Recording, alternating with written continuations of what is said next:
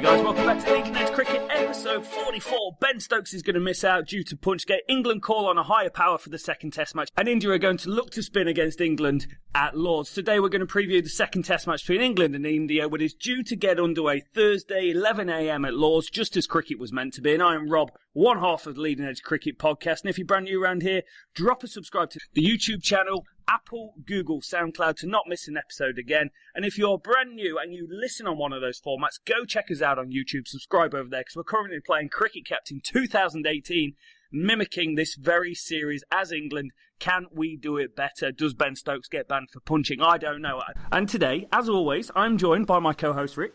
Wow, hi Rob, how you doing? You finally gave me a mention there. I know. I finally got around for it, all in one mouthful, all in one breath, just working on my lung capacity. Yeah, no, that's good, mate. No, the intro was you were running downhill frantically there, mate. So no, actually, you got to mention that in the end. I know. It's just one of those things. You just keep running. Your legs just won't stop. Your arms are flailing. Yeah, exactly. So, how's it going anyway? All good? Yeah, very good this end, my friend. I'm all excited for the second Test match, India and England. It's going to be an interesting one. We've got the whole Ben Stokes saga going on in the background, which is like an episode of Coronation Street. Well, that's it, isn't it? Yeah, I mean, that's probably as good a place to start as any, isn't it? Obviously, Ben Stokes missing out on the second test due to the fact that he's going to be wearing a slightly different outfit this week, isn't he? He's got his finest suit on. I'd like to say he's had a shave, but he still looks a scruffy git, doesn't he? But yeah, he's going to be in court, isn't he, at the moment? And that's ongoing. We're not going to get into that at all today, but it certainly looks murkier than we expected it to from what had got out about what had happened just after the incident. So that'll be something we'll touch on at the end of that, but we don't really want to go into it in any detail at the moment. But all we do know is that Stokes is out with the squad. And I suppose that takes us on to what the squad is, Robert. A perfect segue. In every podcast, there is a wonderful segue. Yeah, I just like to keep pointing them out. So Cook and Jennings. Jennings retains his place. Captain Joe at number 3. Big news in the batting in the middle order. Dawid Malan has finally been dropped. Ollie Pope, we're going to come on to him shortly, a new name for a few of you. He's been called up and he's going to bat at 4. Bairstow, wicketkeeper Butler. Then it's going to be a toss-up between Moeen Ali or Chris Wokes, the refit Chris Wokes. Adil Rashid, Sam Curran, Stuart Broad, Jimmy Anderson. Jamie Porter was announced in the initial 13, but he's now been dropped out. So it is a 12 there will be a selection between Wokes or the second spinner Ali tomorrow morning just prior to the start. So big news. Wokes back in, Stokes out, Ollie Pope, 20-year-old Ollie Pope is in for his debut. Yeah, much deserved debut as well. We've been talking about Dawid Malan and saying how it's been a constant string of failures, unfortunately, since the Ashes where he had a decent series, and there's only so many catches you can drop at slip without scoring runs. That, and it's a big drop when you drop Virat Kohli and he gets 149. So the time was right. He needs to go back to county cricket, get his technique in order, start moving those feet around again. And it's good to see them going to the county game and going, Ollie Pope is scoring runs. He's scoring runs heavily. He's averaging 85, 87 this year in first-class cricket, and he's more than deserving of his place in the lineup. Now, we spoke about it last time. In terms of consistency, Rich, surely they should have gone to the IPL or a white ball contract player to bring in to bat in the middle order for England. Well, they might still, yeah. Moeen Ali is potentially going to play, isn't he? So he was dropped for a reason, but now he seems to be back around the squad, and we've kind of forgotten the reasons why he was dropped. Going on to the dropped man, Dawid Malan, Ed Smith, the selector-in-chief, whatever we want to call him. We'll change his title every time we speak about him, I think. He's basically said, this is not particularly flattering either. Dawid Malan drops out of the squad for Lords. Dawid has not found his best rhythm this season, and it may be that his game is better suited to overseas conditions. End transmission. That's not flattering. That's not he needs to go away to county cricket, work on his game, with the doors open sort of thing. It's just kind of like, yeah, we're not really going to pick him again in England. Yeah. Maybe if we're in Australia or South Africa, we'll give him a shout, but he's certainly not going to be playing on the subcontinent or anywhere else. So very, very odd. Malan failed to score 20 in 14 of his 26 innings. Yeah. So that kind of gives you an idea. Got even 0 to 19 in those innings. So you can understand why he's been dropped, but. Yeah, Ollie Pope, cracking selection, as you said, Rob. 85.5 he's actually averaging. 658 runs. He's only played 15 first-class games for Surrey. He bats in the middle order, bats around 5 or 6. He is a wicket-keeper batsman as well. But he's those runs that he has scored has done enough. We'll go on to him a bit more in a second, but I just want to mention Hildreth. Hildreth was the name we kind of mentioned. And it's a difficult one trying to second-guess these selectors. I didn't think that they would go to someone like Pope so quickly. Obviously, Joe Clark of Worcester was another name that was bandied around. Maybe he's not quite scored quite as many runs, but he's another one who could have been there. It seemed like they wanted a right-hander. Yeah. It seems like the Ravi Ashwin element has made them a little bit nervous about picking a lefty like a Gubbins or somebody. Yeah. But no, it's interesting, Pope. It's a good selection. Ed Smith again, Rob, if you want me to just quote the selector in chief again. Ollie Pope has made an exceptional start to his first-class career. He has reached 1,000 first-class runs in just 15 matches and is the first division standout batsman this season. The selection panel believe that Ollie's performances and character suggest he is well suited to international cricket. It's quite interesting for me. It's very bold, like going for the Curran brothers over the last couple of series and then bringing in Ollie Pope. It's almost a different... It's hard to... We've spoken about it before, but it's hard to pinpoint the consistency and exactly what they want out of this England team with going, hey, we want to bring in Rashid, hey, we want to bring in Butler. But then going, well, there's two Curran brothers who are very young, very inexperienced, but are very good, and there's Ollie Pope. And we're going to bring them in and we're going to give them a bout of Test cricket in a very, very big series against India. So it's hard to know what the selection is going to be. And I think whenever we do these preview podcasts and we know there's going to be changes, it's going to make it even harder to understand exactly who they're actually going to bring in and from what background. Yeah, exactly. That's what we've said. We can't really join the dots up with this selection so far since Smith's taken over. You say that you were wondering what one of the links is. Well, Surrey is one of the links. It seems like if you're playing for one of the big counties, you're probably going to get in, or if you're performing well in white ball around the world, you're probably going to get in. So it is interesting to see. It's interesting again that Adil Rashid retains his place. You know, Chris Wokes has come back in after playing very, very little cricket whatsoever. Yeah. But when we look at other players, they haven't played enough cricket, so we have exceptional circumstances, and therefore we have to pick someone that hasn't played any red ball cricket. There is a lot of inconsistencies going on, and it's still confusing. Still not quite sure why and for what reason. So that's the squad. That's the 12 where we are. It doesn't surprise me that it's Wokes or Ali. Again, Porter misses out, but it's because they're looking at the batting side. They're not necessarily looking at what's the best bowling attack. Yeah. They are looking at how can we make sure the batting lineup is stable. Now we understand it to a point, to be fair, because it is Stokes. If it was a Broader, Anderson or Curran missing out, then maybe it might be a little bit different. But it is that sort of, they're being quite bold with selection of individuals, but then the actual 11 they put out, I think they're being relatively conservative in some respects as well. It's very much you have to be able to bat, and then we'll consider you. It's the same as Don Best. Don Best wasn't the best spinner or the highest rated, as in wickets taken this season, etc., but he could bat. Yeah. So it's just that bit of a kind of consistency in the mindset from them, isn't it, at the moment for the selection? But exciting one. Just a last word on Dawid Malan as well, Rob. Just want to throw in his record: 724 runs for England at 27.84, 1 century, 6 half centuries, high score of 130 in Perth.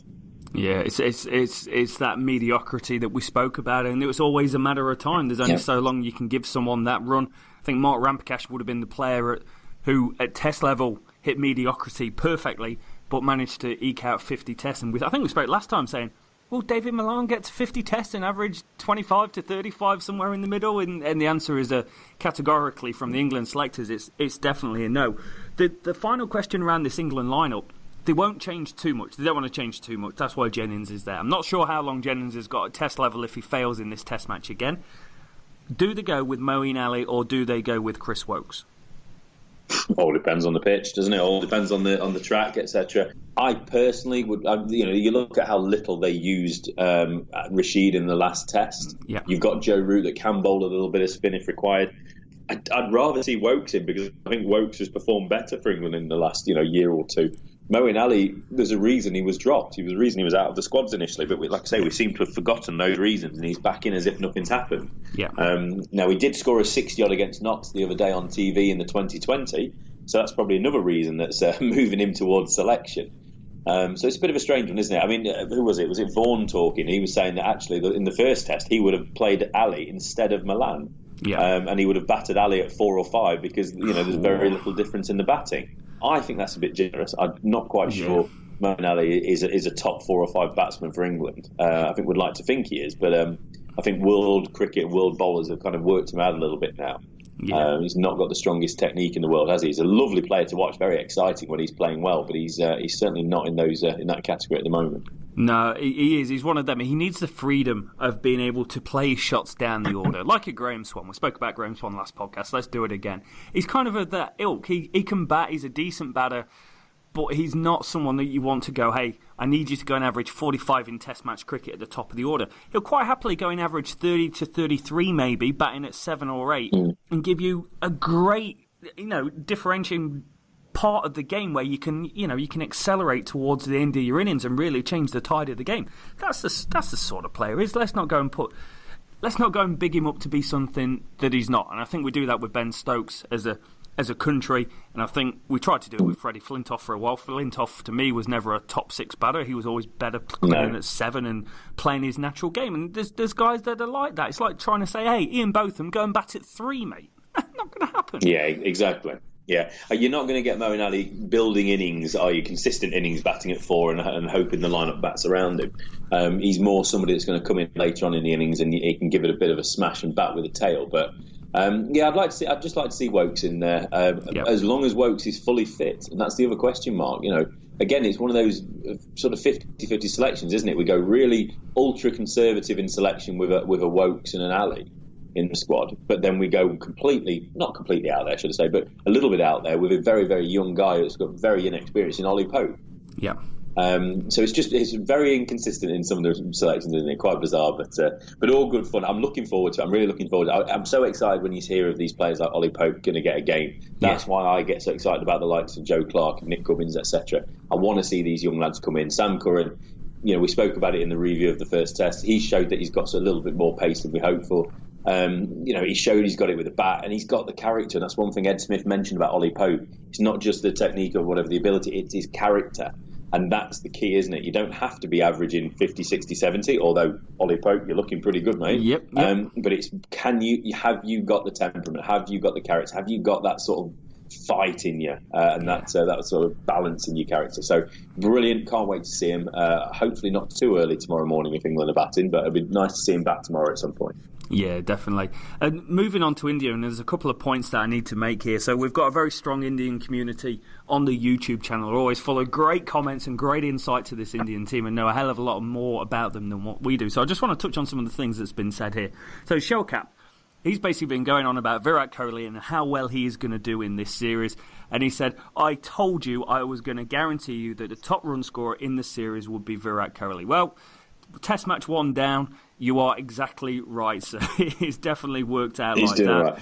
Right. I feel like he's kind of jumping on the back of my brilliant insight and analysis from the last from one of the last podcasts. That Virat Kohli, he's a good batsman. He's a good batsman. Phenomenal junction. We put the question out: who's going to be the top run scorer? Virat Kohli. Rivlud, one of the podcast favourites. He's estimated that Kohli is going to score 750 runs in English conditions, which I look at. Even though he scored 200 in the first one, he's on for it. I can't see him scoring 750, but it's good to see that. And now the changes that he kind of spoke about that he wants to see. He's seen enough of the Indian bowling attack to know that they can win the series. They need to bring Pujara back into the team and maybe Jadeja, and possibly put Nair up or KL Rahul up to open and get rid of Darwan. So a little bit of working around the team, but all the guys are very much along the lines of the bowling attack is severely hampered at the moment with Bumrah and Bhuvi being away. Mr. Peace Guy wrote a really long piece saying basically, what did you expect? Cricket is not a one-man's game. If Kohli fails, it's always going to be hard for India. These Indian batsmen are so bad against seaming conditions. Remember what happened against Sri Lanka in 2016, Pakistan in 2017. As soon as the track is a bit difficult, the whole team collapses. Someone like a Rishabh Pant, Subman Gill, PP Shaw deserve a chance. All these batsmen were scoring hundreds when they played against England in India, and now it's very, very much different conditions. So he's at the point where it sounds like these guys have taken India as far as what they can, and some of them are almost past the best. I look at guys like Rahane. Darwan, I'm not sold as a test match opener still, even though he averages 44, 45. His stats away from India aren't as great.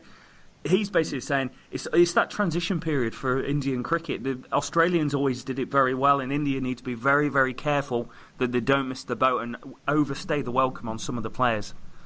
Yeah, it's one of the things we've been speaking about for a while, isn't it? Really, is there's so many good, talented young players, young Indian players. We're talking with a bat now for this part. You don't want to get to the point where you're letting them kind of drift away. Get them in the Indian setup as quick as possible. If they're good enough, get them in. The Prithvi Shaw, like you say, Rishabh Pant, he's one that really gets me off my seat. Get them in early. I think Dinesh Karthik is a nice player, but I wonder if they do look at Pant maybe for about the third test or so, if Karthik doesn't score runs next test. Top three, the big question mark, isn't it? I think Murali Vijay, he played well, I believe, last time out in England, so he's going to keep his place. But there is then the question of with Rahul and Darwin, isn't it? Yeah, they've got to make sure their technique's tightened up around off stump. Simple as that. Watch Kohli, learn how Kohli's played. Hopefully, if they do keep that top 6 or 7 the same for the second test, they've got to take on board how to play in these conditions. Play later, play with those soft hands. Don't go at the ball too hard. Just think about things a little bit better or a little bit more. So it wouldn't surprise me if there is a change. Pujara is itching to get in, isn't he? Yeah. I think there's a lot of people who would like to see Pujara get in as well, and I think it would make that top 3 look stronger if he does come in. But Kohli, he's a class act. We know he is, but you do want to make sure that you aren't a one-man side, because we do get Kohli early, and every batsman is vulnerable early. If we do get him early, then who's going to step up at the moment for India, and that's what I want to see. I want to see who reacts. 200 runs in a Test match for Virat Kohli. If he gets himself 20 runs in the next Test match, not so I'm saying it's going to happen, but if he does, who's the man for this Indian lineup that's going to actually stand up and score enough runs to win a Test match for India? And he had a very bad time at Lord's last time around. I was actually watching some of the highlights, and he got a golden duck in the second innings, cleaned up by Liam Plunkett. Go on, Plunkett. Have I ever told you an interesting thing about Liam Plunkett? No, you've never mentioned Liam Plunkett once in 44 episodes. No, wow. why? Well, I should just mention he's a Philadelphia Eagles fan. Eagles fan. Sorry about that. I had no idea. It blew my mind. That's going to be part of the T-shirt range. It is. To me, I look at this and I go, I don't think they're going to change from Darwin at the top of the order just yet. I think they like having a right-left-handed combination at the top. If there's going to be a change, it's going to be KL Rahul. He's going to go from number 3, and I think Pujara may come in. Rahul really, I've spoke about how much I rate him as a cricketer. He really looks ropey in English conditions in the last Test match. So I think if you see a change, it's going to be Steve Pujara. I was reading a great article on ESPN the day before the Test match. Both batsmen, Pujara and Rahul, were both out there assuming they were each going to play in that game. And it wasn't until the night before the game that they made the call to go with Rahul for the slot. And then the other change that I think needs to be made, and he scored some runs towards the end, but I think his bowling is very innocuous and not really going to cause any problems in Test match cricket, is Hardik Pandya. I think he's to me, I deem him as a white ball specialist sort of guy, and I think it's a bit of a stretch to see him in this Test match team. They will be a lot stronger. England's weakness is playing spin. England's strength is seam bowling. Hence, we should take Wokes over Ali, and hence India should take Jadeja over Hardik Pandya. Yeah, I think that makes a lot of sense, doesn't it? And just to kind of get everyone updated as well, I'm sure you already know, but Jasprit Bumrah, he's missing the second test. He's definitely out of the second test. His injury, he's not been able to bowl enough or whatever, or prove his fitness just yet. I don't know about Kumar. I think if Bhuvaneshwar Kumar is fit, I think he plays. I don't know who. I would probably say Yadav, maybe. Yadav. With regard to the Pandya versus Jadeja, I would go with Jadeja. I think he's a really good counter-attacking batsman. He gives you that second spinner. We've seen how difficult, we've found Ravichandran, Ashwin. Why not get that second spinner in there? Play to your strengths, India, and let England play to our strengths. I think their selection was a little bit taken by the early selection from England by going in with that extra seam bowler. I think that maybe just knocked them off their stride a little bit when they were looking at the makeup of their initial first test lineup. So pick your strongest 11. If it means 2 spinners, get 2 spinners in. It's been a dry summer. We've threatened a little bit of rain of late, but not that much. So it's going to be dry. But then saying that, if it's going to take advantage of the dryness, it needs to last more than 3 and a bit days, doesn't it? It does. It looks like there might be a little bit of rain on the horizon as well for day one, but we're going to have to see. The other question is, obviously, they've got the left arm spin factor of Kuldeep Yadav that they can call upon. So it doesn't. Jadeja is the obvious choice for me to bring in. I think it's the better option to give the balance of the team. But if they were to try and bring in Kuldeep, who England have struggled with in the T20 and one-day series, I'm just looking at this team wondering how they can actually do it, because they'll keep Ashwin in the team, and is it a straight swap? They take out Pandya and they bring in Kuldeep Yadav, which means they're slightly light on the batting? I'm not quite sure. Or is it a case they take out someone like Umesh Yadav and they bring in Kuldeep Yadav over him, so they drop a seamer altogether, but they leave Hardik Pandya in the team to give them a little bit more depth with the batting? If you've got confidence in Pandya, if you've got enough confidence in him and his bowling, then yes, you could possibly do that. But then you go a little bit light on the seam attack, don't you? Yeah. Well, a little bit light. It's a really, really difficult balance. I think, like England, I think India, and I'm sure other nations around the world, they will have that half a mind on, right, these are my best bowlers. However, that tail is far too long. Yeah. So I'm going to go with the other guy. I'm going to go a little bit conservative. If I had a top six I had absolute confidence in, then that's a different story, top 6 or 7. And I don't think India are in that position at the minute, so they're not going to be looking to go too kind of overloaded with the bowlers that don't really offer as much with the bat. So I think that's going to be held against Kuldeep Yadav. It's not his fault necessarily. I think it's more a fault of some of the batters, some in that lineup. But if you want to get him in the team, there's ways of doing it. You just got to find that balance. Yeah, it is. Is Hardik Pandya good enough to be your first change seamer in this team? The answer to me is no. So I think Kuldeep Yadav won't get into the team. I think they'll go with Jadeja. It's the balance. But it is an option where you could have Ishant Sharma, you could have Mohammad Shami, and you could have Hardik Pandya as your seamers, and then you've got Ashwin and Kuldeep as your two spinners, which is a hell of a bowling attack. But I feel the balance is slightly off. I feel like if you've got Umesh Yadav in there and you've got Jadeja for his batting, I think Jadeja is a better batsman than Hardik Pandya as well. I think that gives India the best chance of winning.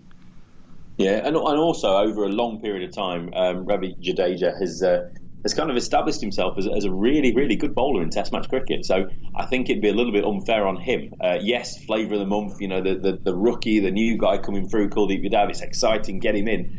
But you can't just dismiss prior achievements and people putting in a lot of work over a period of time. So I think it'd be unfair on him if Yadav did come in ahead of Jadeja. So I think if there is a change, if they do go with the second spinner, a bit like England, if Ali, it's an Ali or Wokes, isn't it? I think it's going to be a Jadeja or Pandya as that last man, Kumar or Umesh Yadav if Kumar's fit. And then it's just a question of Pujara or maybe Dhawan or Rahul, isn't it? I mean, Rahul can step up and open, couldn't he, if required? Can quite happily. So where do we go then? So the Test match is going to start 11 a.m. Thursday. I love the fact it's 11 a.m. on a Thursday. You can set your clock by it. That is how Test match cricket is supposed to be. What are we expecting from this game? Who are we expecting to come out on top, Rich? Well, the question marks remain, don't they? I mean, they're nice questions in a way now. The previous questions for me in England, starting with England, is the batting lineup was Jennings and Milan. Well, there's still a big question mark for me over Jennings. But the nice question is at number 4 now, rather than a negative. Ollie Pope, how will he get on? It's exciting. I mean, if this young kid comes in and looks like he's been playing Test cricket all his life, not long, is it? Yeah. But if he looks like he's taking like a duck to water, then who knows? We could be in a really strong position. England, it's a tough one with Stokes missing. The top 6 needs to perform. It's going to be a tight one, like you said in the last pod as well, mate. Touring sides, they up their game at Lords. They have a look at those boards. They want to get their names on it for the 5s and the 100s. I think India are going to really up their game for this Test match. I think it'll be a really close Test match. I think it's going to go pretty much the distance, or at least it's going to feel like it is. It's going to be one of those nip and tuck Test matches again.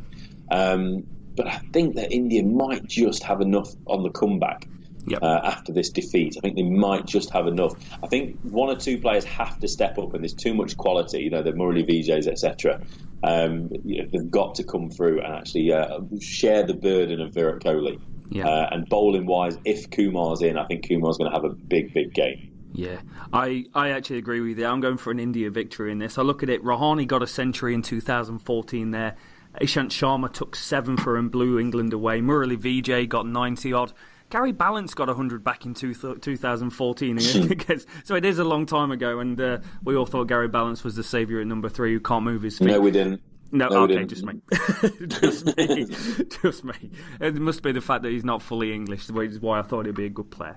Brexit. I know, Brexit. I'm going for an India win here. I think the slope's going to play into it. I think Ishant Sharma's going to have a very good game. I think Mohammad Shami's going to have a good game. And I think going with 2 spin options for India with that slope, moving it away from the right-hander, away from the left-hander, I just think England are going to struggle in this. I think they'll get off to a decent start, but I think we're going to see an England collapse, struggling to play against spin in the middle of the innings, and we're just going to teeter off a little bit too much. Bowling-wise, I think England will bowl well. I think it'll be a close test match. I think Anderson and Broad will be exceptional, and Wokes is always good in English conditions. I just think India, it was such a tight test match, that first test match. So tight. This time around, I think India are going to have enough quality to get across the line, and it's going to set us up for what is going to be an enthralling series and third test at Trent Bridge. Yeah, as an English cricket fan, in these conditions at home, I'd like to try and be optimistic, and I'm not saying that India are going to get the result because I'm being negative on England. I just think that there are 2 cracking test sides, chock full of good cricketers and some exceptional cricketers. And there's just not enough between the 2 sides for me to see either side have gone 2-0 up or win 2 test matches in a row. At some point, probably will have to if we're going to get a 3-2 result. But, it could be back and forth. Who knows? It could all be to play for in the 5th test. But that's the reason I'm going. I just can't see England running away and coming out with a 2-0 lead. No. Because then I can't see England losing 2 test matches on the bounce.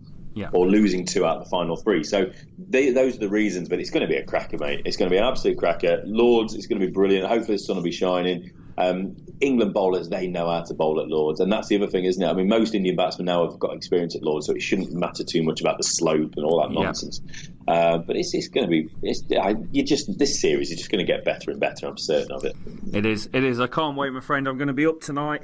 Hopefully up, he says, fingers crossed I'm going to be up, and the baby's not going to be crying too loud so I can hear the sweet sounds of someone in my head of a Mark Nicholas. I don't think Mark Nicholas is commentating, but I love Mark Nicholas as a commentator. In fact, there's a podcast in itself about favourite cricket commentators across the world.